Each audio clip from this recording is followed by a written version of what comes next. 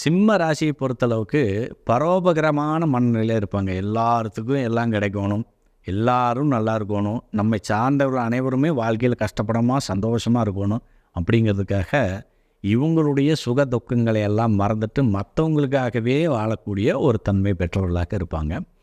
இது எந்த அளவுக்கு மிகப்பெரிய மோசமான ஒரு சூழ்நிலை உருவாக்கும் அப்படின்னா, சிம்ம ராசி என்பது ஒரு சிம்மத்தை போன்று செயல்படக்கூடிய ஒரு வெற்றிகளை விளக்கக்கூடிய ஒரு ராசி.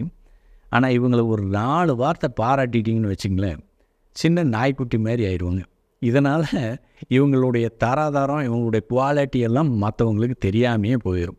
சரி, இவங்க சும்மா ஒரு 4 வார்த்தை போட்டோம்னாவே இவங்கள்ட்ட எல்லாத்தையும் கறந்துடலாம் அப்படிங்கிற மாதிரியான ஒரு தன்மையில் செயல்படுவாங்க அப்படிங்கிறது யதார்த்தமான உண்மை நிலை.